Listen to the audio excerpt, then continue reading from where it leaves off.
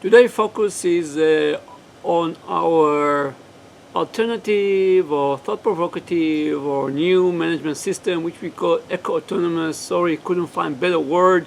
In a nutshell, eco-autonomous means that it's building from autonomous group, and I think that's the gist of the system, because it's based on self-managed people and self-organized team. And part of the difficulties or things that you really need to take care of when you are creating such a system is conflict.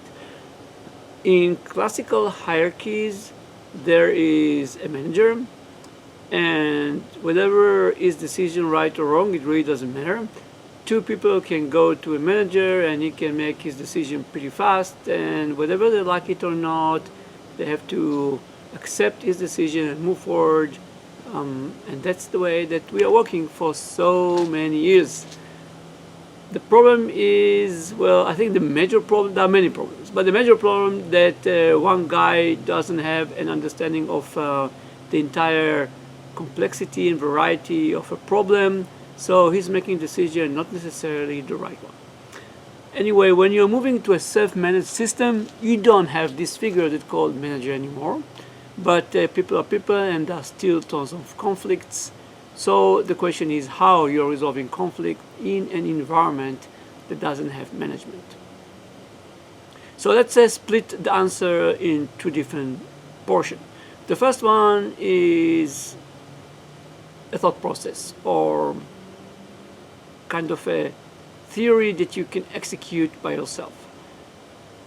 And what we decided to follow, we are not the only one that doing it, I know that there are other companies that doing it, is to factor merit of everyone knowledge, experience in certain competencies and in certain skill set that are relevant to the conflict in a vote. So if you do a regular vote and you have 4 people, let's make it easier. If you're doing regular vote and you have 2 people, one is opposing, one is supporting, it will be 50-50, it will be a non-resolved conflict. When you have 2 people and you have merit factor into the vote, it means that not necessarily each and every guy will have 50% of the vote. It might be 60-40, it might be 30-70, it might be any combination.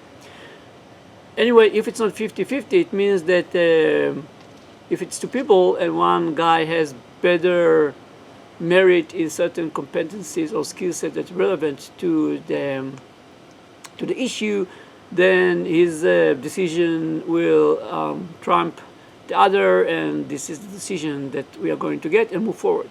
Now, when you're getting into 3, 4, 5, 6 people, the odds that you have even votes is much lower, and obviously merit factor will change the dynamic between a regular vote to a merit vote. The advantage of this system is that you are making decisions based on people experience and based on people knowledge. And if you start to do it, you find out that the decisions are much more accurate in terms of success of the decision long term, rather than one guy making a decision based on his own judgment. The disadvantage is that you need to keep track of people merit and factor it in the vote, which is kind of almost mission impossible if you want to do it manually. So here where systems come into place, you should have a system that track people merit and maintain people merit and make people merit available all the time, so everyone can go and say, oh, Natty merit in, I don't know, speaking about something that he doesn't know is pretty high, and therefore if we are doing a vote about something that's related to speaking of something that we don't know, is his factor is going to be higher than other people. You have to have a system like that. That's the disadvantage.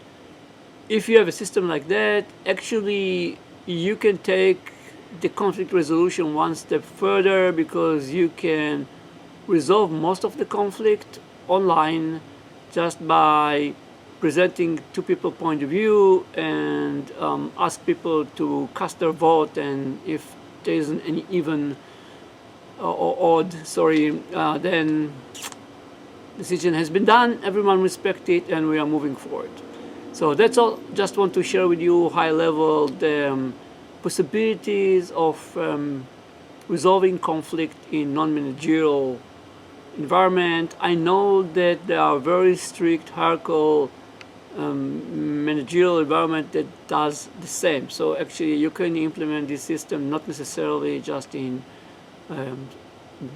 in management systems, that are non-hierarchical in nature, or give more autonomy to people, so there are no management that tell people what to do and resolve conflict as well.